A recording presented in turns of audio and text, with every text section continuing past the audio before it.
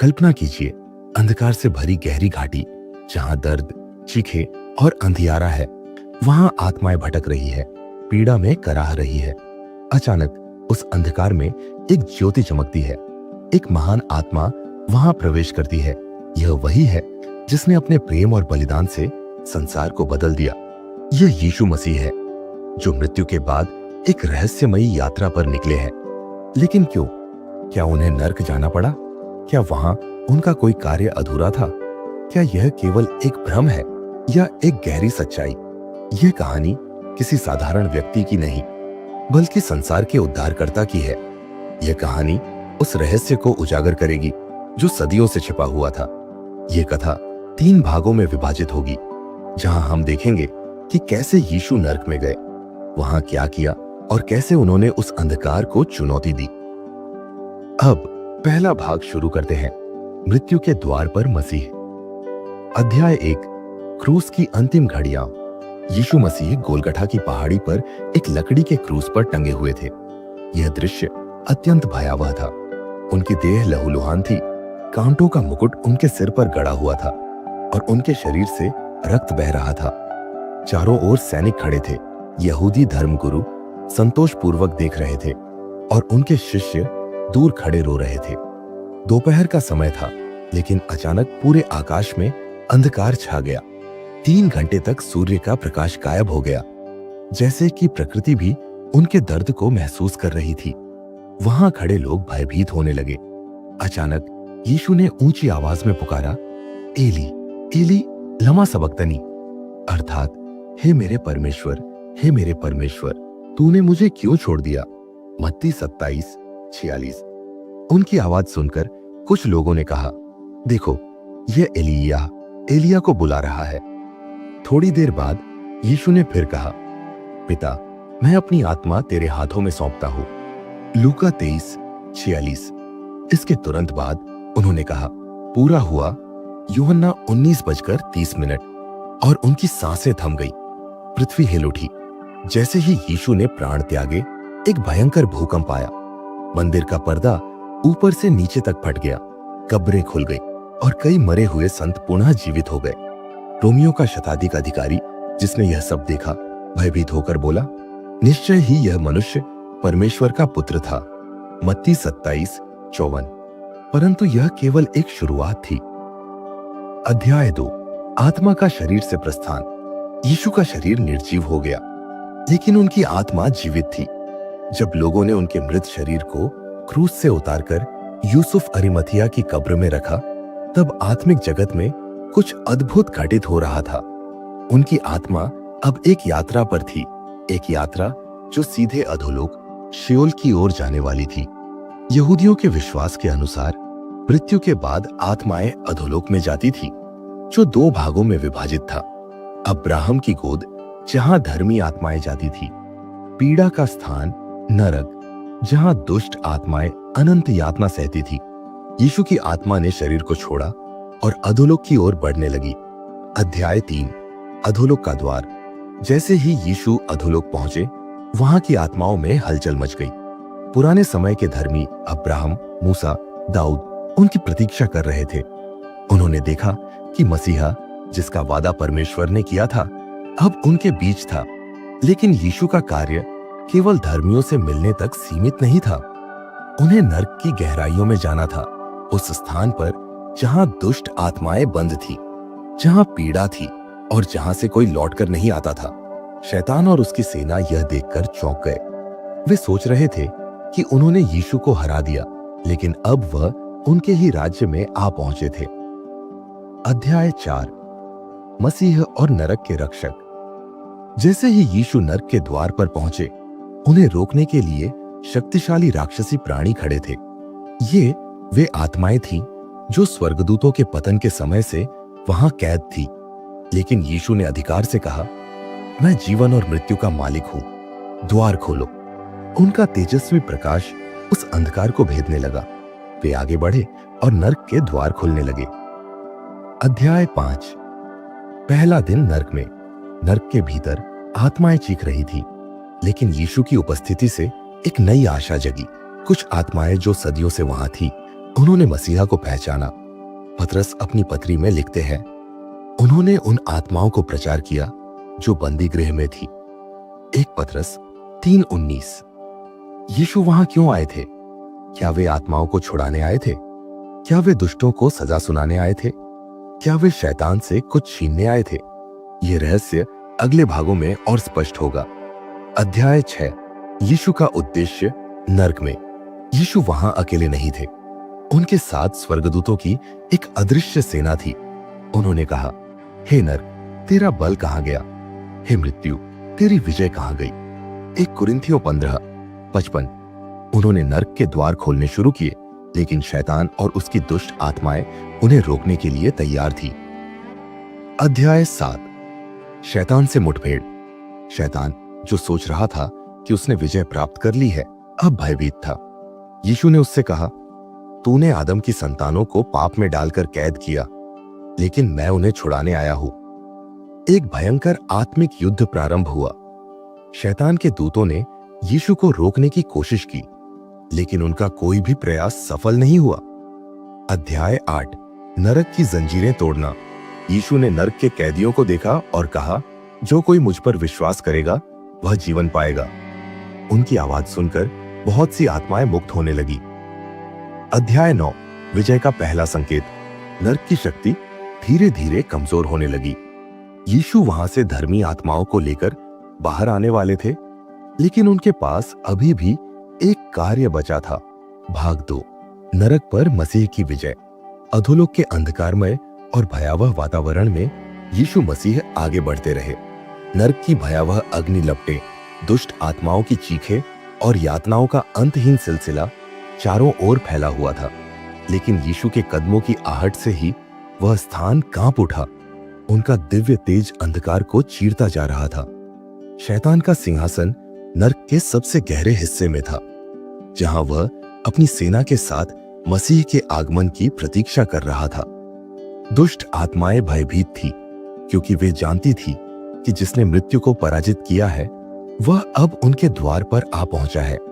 यीशु का उद्देश्य स्पष्ट था। उन्हें मृत्यु और अधोलोक की कुंजियां प्राप्त करनी थी और उन सभी आत्माओं को छुड़ाना था जो परमेश्वर पर विश्वास रखते हुए भी मृत्यु के कारण बंदी बनी हुई थी। शैतान का अभिमान और भ्रम। शैतान के मन में अभिमान भरा था। वह सोचता था कि उसने यीशु को क्रूस पर मारकर हमेशा के लिए जीत हासिल कर ली है। वह यह नहीं समझ पाया था कि यही मृत्यु वास्तव में उसके अपने विनाश की शुरुआत थी। जब उसने देखा कि यीशु नरक में प्रवेश कर चुके हैं, तो वह उपहास करने लगा। तो यह है तेरा अंत, यीशु? शैतान हंसते हुए बोला, तू भी यहां आ गया जहां सब आत्माएं आती है।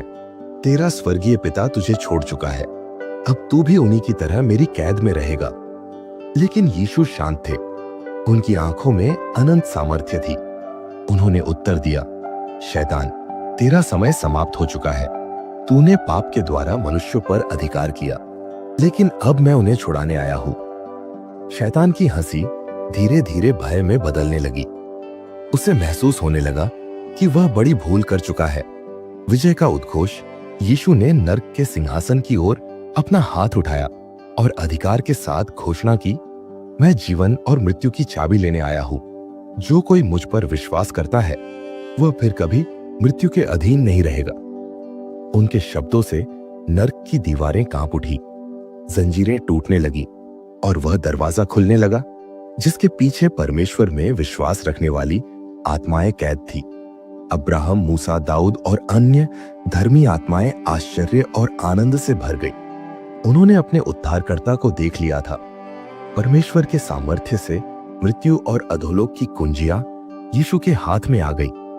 उन्होंने उन कुंजियों को ऊंचा उठाया और कहा, अब से मृत्यु का अधिकार मुझ में है। मैं जीवित हूं और जो मुझ पर विश्वास करेगा वह अनंत काल तक जीवित रहेगा। अधोलोक की जंजीरें टूट गईं। जैसे ही यीशु ने अपने अधिकार को घोषित किया, अधोलोक में कैद आत्माओं की जंजीरें स्वतः गिरने लगी। वे आत्माएं जो पाप के कारण पीड़ा में थी, अब उनके पास आने लगी। लेकिन केवल उन्हीं को मुक्ति मिली जो परमेश्वर पर विश्वास रखते थे और मसीह के आगमन की प्रतीक्षा कर रहे थे। दुष्ट आत्माएं भयभीत होकर इधर उधर भागने लगी। शैतान का सारा अभिमान चूर चूर हो चुका था। उसने अपने दुष्ट दूतों को यीशु को रोकने के लिए बुलाया, लेकिन कोई भी उन्हें रोक नहीं पाया। अब्राहम ने आगे बढ़कर कहा, हे प्रभु, हम आपकी प्रतीक्षा कर रहे थे। दाऊद ने भजन गाया, यहोवा मेरा चरवाहा है, मुझे कुछ घटी ना होगी। और सभी धर्मी आत्माएं आनंदित होकर मसीह के चरणों में गिर पड़ी। पुनरुत्थान का द्वार खुला। अब समय आ गया था जब यीशु को उन आत्माओं को लेकर बाहर जाना था। वे अधोलोक से ऊपर की ओर बढ़ने लगे। जब वे पृथ्वी की ओर बढ़े तो अचानक एक चमत्कार हुआ। कब्रें खुल गईं और बहुत से पवित्र लोग जो मर चुके थे जीवित होकर नगर में आए। मत्ती 27:52 से 53। यीशु ने नरक की शक्ति को पराजित कर दिया था। वे 3 दिन तक अधोलोक में रहे, लेकिन अब उन्हें अपने शरीर में लौटना था। पुनरुत्थान का प्रभात। तीसरे दिन जैसे ही सूर्य निकला, स्वर्गदूत कब्र के पत्थर को हटाने के लिए स्वर्ग से आए। वहां पहरा देने वाले सैनिक भय से कांप उठे और बेहोश हो गए। अचानक कब्र के भीतर जीवन लौट आया। यीशु का मृत शरीर जीवित हो गया। उनकी आंखें खुली और उन्होंने गहरी सांस ली। वह कब्र से बाहर निकले, मृत्यु और अधोलोक पर पूर्ण विजय के साथ। शैतान की पराजय। शैतान, जिसने सोचा था कि उसने मनुष्यों को हमेशा के लिए कैद कर लिया है, अब पूरी तरह पराजित हो चुका था। वह जान गया कि उसका अंत निकट है। वह उस दिन की प्रतीक्षा करने लगा जब उसे अनंत काल के लिए आग की झील में डाला जाएगा। यीशु ने अपने शिष्यों को दर्शन दिए और उन्होंने कहा, मुझे स्वर्ग और पृथ्वी का सारा अधिकार दिया गया है। मत्ती 28:18। अब मृत्यु का भय समाप्त हो गया था। जो कोई मसीह में विश्वास करेगा वह अनंत जीवन पाएगा। आत्मिक विजय का संदेश। यीशु के पुनरुत्थान के साथ ही पाप, मृत्यु और अधोलोक की शक्ति नष्ट हो गई। उनका संदेश स्पष्ट था, मैं पुनरुत्थान और जीवन हूं। जो मुझ पर विश्वास करता है वह यदि मर भी जाए तो भी जीवित रहेगा। यूहन्ना 11:25। यह विजय केवल यीशु की नहीं थी, यह उनके सभी अनुयायियों की थी। यह एक नया युग था जब विश्वासियों को मृत्यु का भय नहीं था। अब वह दिन निकट था जब यीशु स्वर्गारोहण करने वाले थे, लेकिन इससे पहले उन्हें अपने शिष्यों को आदेश देना था, जाओ, सारी जातियों को चेला बनाओ और उन्हें पिता, पुत्र और पवित्र आत्मा के नाम से बपतिस्मा दो। मत्ती 28:19। भविष्य की आशा। यीशु के नरक पर विजय की कहानी एक महान सत्य प्रकट करती है। मृत्यु का भय मिट चुका है, शैतान का अधिकार समाप्त हो गया है। सभी विश्वासियों के लिए अनंत जीवन उपलब्ध है। अब मसीही विश्वासियों को यह संदेश पूरे संसार में फैलाना था कि मृत्यु के बाद जीवन है और यीशु ही एकमात्र मार्ग है। अगले भाग में यीशु के स्वर्गारोहण और उनकी महिमा का विस्तृत वर्णन किया जाएगा। पुनरुत्थान के बाद का प्रथम प्रभात। तीसरे दिन का प्रभात पूरी पृथ्वी के लिए एक नए युग की शुरुआत थी। क्रूस पर मृत्यु के बाद अधोलोक की यात्रा और वहां की विजय के पश्चात अब समय था कि यीशु पुनः अपने शरीर में प्रवेश करे और मृत्यु को पराजित करके जीवित हो जाए। यह रविवार की सुबह थी। यरूशलेम अब भी क्रूस की घटनाओं के प्रभाव में थी।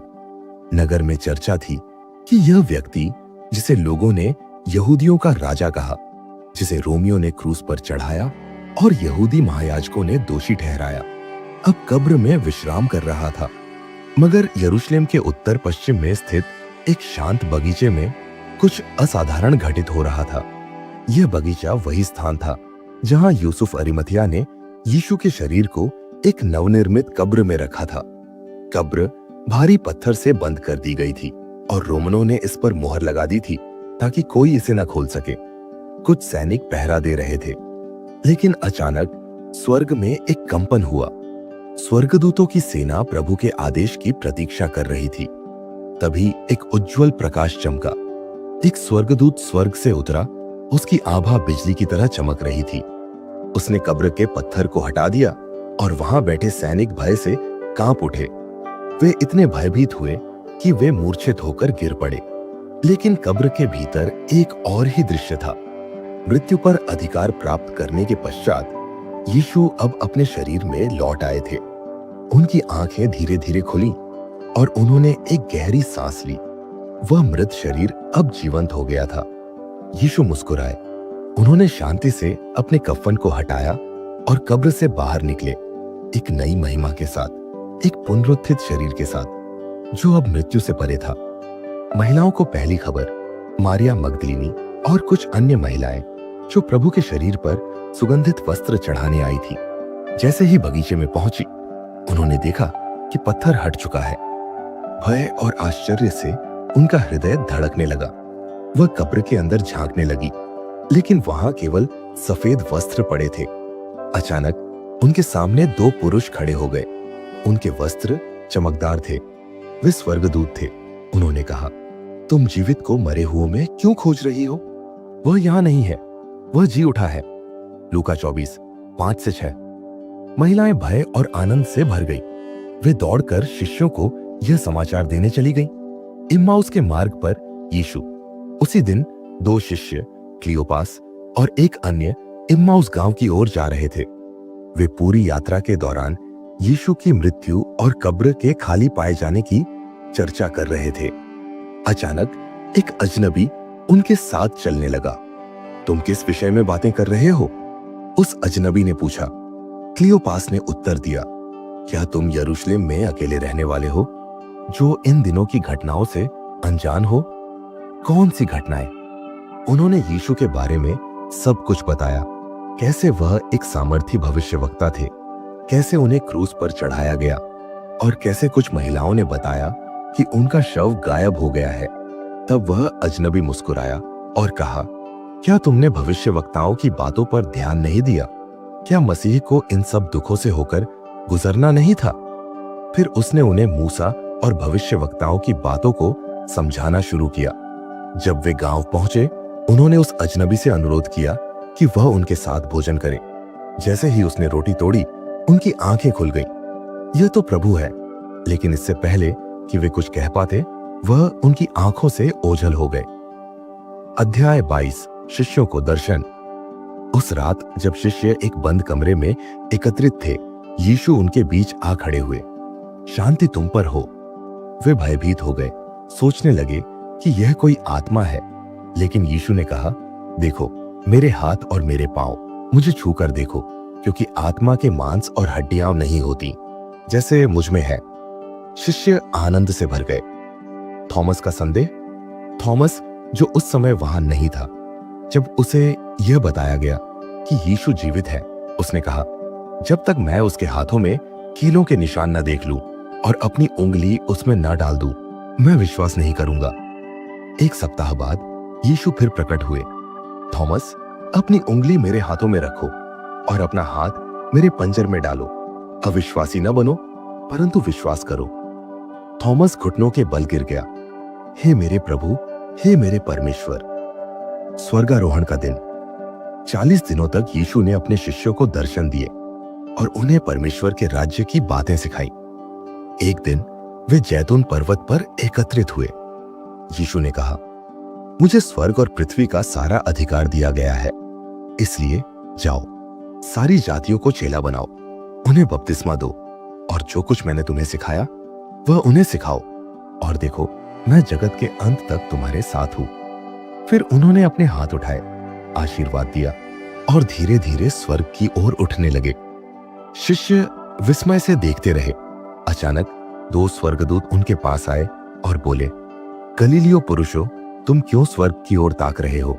यही यीशु जो तुमसे स्वर्ग में उठा लिया गया है, वैसे ही फिर आएगा। एक नई आशा। यीशु की विजय केवल मृत्यु पर नहीं थी, बल्कि उन्होंने सभी विश्वासियों के लिए एक मार्ग खोल दिया था, अनंत जीवन का। उनका वचन आज भी जीवित है, मैं शीघ्र आऊंगा। प्रकाशित वाक्य 22:12। अब वह दिन निकट है जब मसीह फिर आएंगे और उनकी महिमा संपूर्ण पृथ्वी पर प्रकट होगी। यीशु मसीह की मृत्यु, अधोलोक की यात्रा, पुनरुत्थान और स्वर्गारोहण की घटनाओं के माध्यम से परमेश्वर हमें कई महत्वपूर्ण सत्य सिखाते हैं। ये शिक्षाएं केवल ऐतिहासिक घटनाएं नहीं हैं, बल्कि वे प्रत्येक व्यक्ति के जीवन को गहराई से प्रभावित कर सकती है। आइए विस्तार से समझते हैं कि परमेश्वर हमें इन घटनाओं के द्वारा क्या सिखाना चाहते हैं। पाप और मृत्यु पर विजय। हे मृत्यु, तेरी जीत कहाँ रही? हे मृत्यु, तेरा डंक कहाँ रहा? 1 कुरिन्थियों 15:55। पाप ने दुनिया में मृत्यु को जन्म दिया, लेकिन यीशु मसीह ने मृत्यु को हरा दिया। उन्होंने अपने पुनरुत्थान के द्वारा यह प्रमाणित किया कि जो कोई उन पर विश्वास करेगा वह अनंत जीवन पाएगा। उनकी विजय हमें यह आश्वासन देती है कि मृत्यु केवल एक दरवाजा है जो हमें परमेश्वर के अनंत राज्य में ले जाता है। हमारे लिए शिक्षा, पाप और मृत्यु के भय में जीने की आवश्यकता नहीं है। मसीह में विश्वास करने वालों के लिए अनंत जीवन की प्रतिज्ञा है। यीशु ही वह मार्ग है जो हमें जीवन प्रदान करता है। परमेश्वर का असीम प्रेम। क्योंकि परमेश्वर ने जगत से ऐसा प्रेम रखा कि उसने अपना एकलौता पुत्र दे दिया, ताकि जो कोई उस पर विश्वास करे वह नष्ट न हो परंतु अनंत जीवन पाए। यूहन्ना 3:16। यीशु का बलिदान परमेश्वर के प्रेम का सबसे बड़ा प्रमाण है। उन्होंने अपने निर्दोष जीवन को हमारे लिए समर्पित किया ताकि हमें छुटकारा मिल सके। हमारे लिए शिक्षा। परमेश्वर का प्रेम निस्वार्थ और असीम है। यीशु ने हमारे लिए जो बलिदान दिया वह हमें परमेश्वर के अनुग्रह की गहराई को दिखाता है। हमें भी दूसरों से प्रेम और क्षमा का व्यवहार करना चाहिए। उद्धार केवल यीशु के द्वारा ही संभव है और किसी और के द्वारा उद्धार नहीं, क्योंकि स्वर्ग के नीचे मनुष्यों में और कोई नाम नहीं दिया गया जिससे हम उद्धार पा सके। प्रेरितों 4:12। यीशु ने अधोलोक में जाकर उन आत्माओं को मुक्त किया जो परमेश्वर की प्रतिज्ञाओं की प्रतीक्षा कर रही थी। इसी तरह वे आज भी सभी मनुष्यों को पाप की गुलामी से बचाने की शक्ति रखते हैं। हमारे लिए शिक्षा। कोई भी मनुष्य अपने अच्छे कर्मों से उद्धार प्राप्त नहीं कर सकता। यीशु ही उद्धार का एकमात्र मार्ग है। हमें अपने विश्वास को मसीह पर केंद्रित रखना चाहिए, न कि सांसारिक चीजों पर। परमेश्वर के राज्य का आगमन। तेरा राज्य आए, तेरी इच्छा जैसे स्वर्ग में पूरी होती है वैसे ही पृथ्वी पर भी हो। मत्ती 6:10। यीशु का पुनरुत्थान केवल एक व्यक्तिगत विजय नहीं थी, बल्कि यह परमेश्वर के राज्य की शुरुआत थी। उनका स्वर्गारोहण यह दर्शाता है कि एक दिन वे फिर आएंगे और अपना राज्य स्थापित करेंगे। हमारे लिए शिक्षा। हमें पृथ्वी पर परमेश्वर के राज्य को आगे बढ़ाने का कार्य करना है। हमें उनके दूसरे आगमन की प्रतीक्षा करनी चाहिए और तैयार रहना चाहिए। हमारा अंतिम उद्देश्य स्वर्गीय राज्य में प्रवेश पाना होना चाहिए। विश्वास और धैर्य की परीक्षा। जो कोई अंत तक धीरज धरे रहेगा वही उद्धार पाएगा। मत्ती 24:13। थॉमस को विश्वास करने में कठिनाई हुई, लेकिन यीशु ने उसे प्रमाण दिया। इसी तरह हमें भी जीवन में कई बार संदेह और कठिनाइयों का सामना करना पड़ सकता है, लेकिन हमें धैर्य बनाए रखना चाहिए। हमारे लिए शिक्षा। विश्वास कठिन परिस्थितियों में भी बनाए रखना चाहिए। संदेह होना स्वाभाविक है, लेकिन हमें परमेश्वर से उत्तर की तलाश करनी चाहिए। जो लोग अंत तक धैर्य रखते हैं वे विजय पाते हैं। हमें प्रभु का सुसमाचार फैलाना चाहिए। इसलिए जाओ और सब जातियों को चेला बनाओ, उन्हें पिता, पुत्र और पवित्र आत्मा के नाम से बपतिस्मा दो। मत्ती 28:19। यीशु ने अपने शिष्यों को यह आदेश दिया कि वे सारी दुनिया में जाकर खुशखबरी सुनाएं। यह आदेश आज भी हर विश्वासी के लिए लागू होता है। हमारे लिए शिक्षा। हमें प्रभु के प्रेम और उद्धार के संदेश को दूसरों तक पहुंचाना चाहिए। हमें अपने जीवन से गवाही देनी चाहिए कि हम मसीह के अनुयायी हैं। हमें आत्मिक रूप से सशक्त होना चाहिए ताकि हम दूसरों को सुसमाचार दे सकें। पवित्र आत्मा की शक्ति। परंतु जब पवित्र आत्मा तुम पर आएगा तब तुम सामर्थ्य पाओगे। प्रेरितों 1:8। यीशु के स्वर्गारोहण के बाद उन्होंने पवित्र आत्मा को भेजा ताकि उनके अनुयायियों को मार्गदर्शन और सामर्थ्य मिले। हमारे लिए शिक्षा। पवित्र आत्मा हमें बल, ज्ञान और साहस प्रदान करता है। हमें अपने जीवन में आत्मा के नेतृत्व का पालन करना चाहिए। आत्मा हमें जीवन में सही निर्णय लेने में सहायता करता है। अनंत जीवन की आशा। मैं जाता हूं तुम्हारे लिए स्थान तैयार करने। यूहन्ना 14:2। यीशु ने वादा किया कि वे अपने अनुयायियों के लिए स्वर्ग में स्थान तैयार करने जा रहे हैं। हमारे लिए शिक्षा। यह संसार हमारा अंतिम घर नहीं है, हमारा असली घर स्वर्ग में है। हमें पृथ्वी पर अस्थायी चीजों पर ध्यान देने के बजाय अनंत जीवन की तैयारी करनी चाहिए। जो कोई मसीह पर विश्वास करता है वह स्वर्ग में अनंत आनंद प्राप्त करेगा। निष्कर्ष, यीशु की विजय हमारी विजय। यीशु मसीह की मृत्यु, पुनरुत्थान और स्वर्गारोहण केवल उनके जीवन की घटनाएं नहीं थी, बल्कि वे हर विश्वासी के जीवन के लिए एक संदेश है। उन्होंने हमें मृत्यु और पाप से छुटकारा दिया। उन्होंने हमें परमेश्वर के प्रेम का प्रमाण दिया। उन्होंने हमें उद्धार का मार्ग दिखाया। उन्होंने हमें अनंत जीवन की आशा दी। उन्होंने हमें आत्मिक रूप से मजबूत किया। आज भी यदि हम मसीह को अपने जीवन का प्रभु मानते हैं और उनके मार्ग पर चलते हैं, तो हम भी उनकी विजय में सहभागी बन सकते हैं। यीशु ने कहा, मैं पुनरुत्थान और जीवन हूं। जो मुझ पर विश्वास करेगा वह यदि मर भी जाए तो भी जीवित रहेगा। यूहन्ना 11:25।